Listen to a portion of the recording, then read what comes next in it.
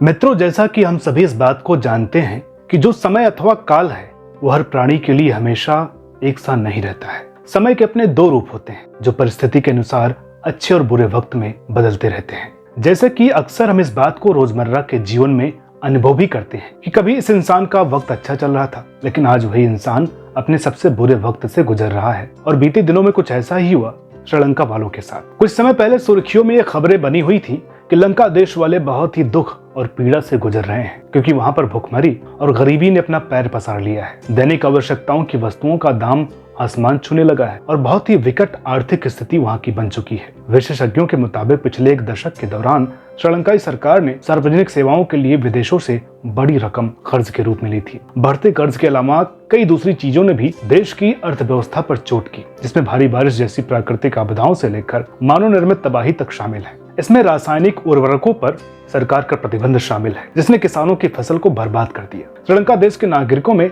इन बातों को लेकर इतना ज्यादा रोष था कि वो सभी तत्कालीन राष्ट्रपति और प्रधानमंत्री के निवास के सामने जाकर विरोध प्रदर्शन करने लगे और उनके इस्तीफे की मांग करने लगे। इन्हीं घटनाओं के बीच एक बात और उभर करके दिमाग में आती है, वो ये कि एक ऐसा युग भी था जब लंका सोने की लंका के नाम से जानी जाती थी। उस युग में लंका वासियों को किसी भी प्रकार की कोई कमी नहीं हुआ करती थी, वो चाहे आर्थिक स्थिति को लेकर हो या पेट भर भोजन की। हर नागरिक एक बेहतर जीवन जीता था। आप इतना तो समझ गए होंगे कि हम रामायण काल अर्थात त्रेता युग में बनी लंका की स्थिति की बात कर रहे हैं। तो आइए जानते हैं आज की इस कड़ी में हम उस समय की लंका की स्थिति को और विस्तार से। नमस्कार दोस्तों, मेरा नाम है अनुराग सूर्यवंशी और आप देख रहे हैं नारद टीवी का ही चैनल नारद वाणी। पौराणिक कथाओं के अनुसार लंका का निर्माण भगवान शिव ने माता पार्वती के लिए कराया था। बाद में इसे कुबेर ने वरदान में प्राप्त किया था और उसके बाद रावण ने इसे छल से कुबेर से छीन लिया था। अब अगर बात करें लंका के सुंदरता और भव्यता की, तो इसका वर्णन वाल्मीकि रामायण के सुंदरकांड अध्याय में बहुत ही विस्तार से मिलता है। जब श्री हनुमान माता सीता की खोज हेतु समुद्र लांघ कर चित्रकूट पर्वत पहुंचते हैं, तो वो लंका नगरी की भव्यता को देखकर दंग रह जाते हैं। सोने की बनी लंका नगरी की दीवारें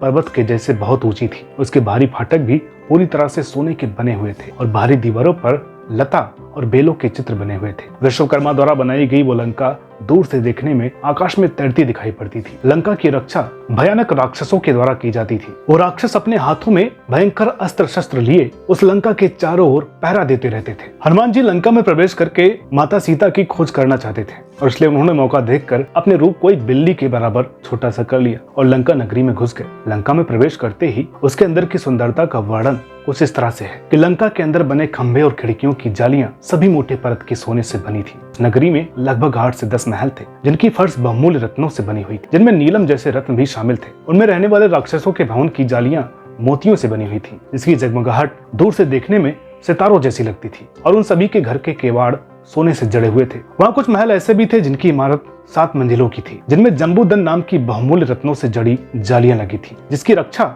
उस नगर के भयंकर राक्षस किया करते थे। जैसे कि अलकापुरी की सुरक्षा वीर सैनिकों द्वारा होती थी, ठीक वैसे ही लंका के अंदर और बाहर मतवाले हाथी पर बैठे भयानक राक्षस लंका के द्वार की रक्षा करते थे। लंकापति रावण ने अपने इस लंकापुरी को राक्षस सैनिकों द्वारा तो सुरक्षित रखा ही था, साथ ही उसने अपने नगर के चारों ओर भयंकर और विषैले नागों का एक डेरा जमा करके रखा था, जिससे कि कोई भी अनजान या अपरिचित व्यक्ति लंका में घुसपैठ करना भी चाहे तो नाग उसे तुरंत ही डस ले। लंकापुरी के ऊपर आकाश मार्ग पर ही हर समय एक विशेष प्रकार के बादलों का समूह होता था, जो समय समय पर बिजली की गर्जना करके शत्रु के मन में भय का संचार करते रहते थे। सुंदरकांड के 3 सर्ग में लंकापुरी के भीतर की सुंदरता को और विस्तार से वर्णन करते हुए बताया गया है कि उस लंका के द्वार पर जो चबूतरे बने हुए थे, उन सभी पर हीरे, मोती, स्फटिक और नीलम जैसे अमूल्य रत्न जड़े हुए थे। यहाँ तक कि उस नगर के अंदर जो भी सीढ़ियां थी, उन्हें भी नीलम जैसे रत्नों से जड़ा गया था। द्वार के अगल बगल में सोने से बनी हुई हाथियों की मूर्तियों की शोभा ही कुछ अलग थी। लंका में सकारात्मक माहौल बनाने के लिए रावण ने एक बहुत बड़ा सरोवर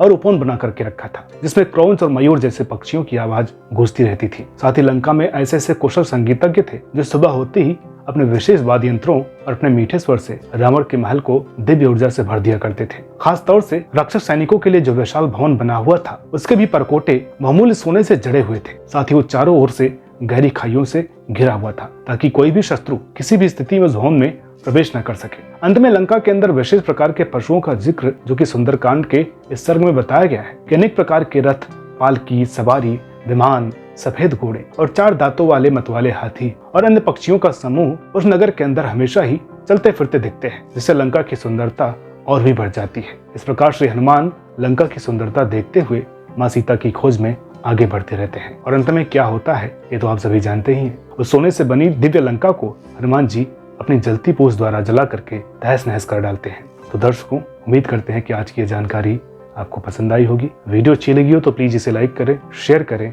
और चैनल पर नए हो तो प्लीज इसे सब्सक्राइब करना ना भूलें। मिलते हैं आपसे अगली वीडियो में एक और नई दिलचस्प कहानी के साथ। तब तक के लिए नमस्कार।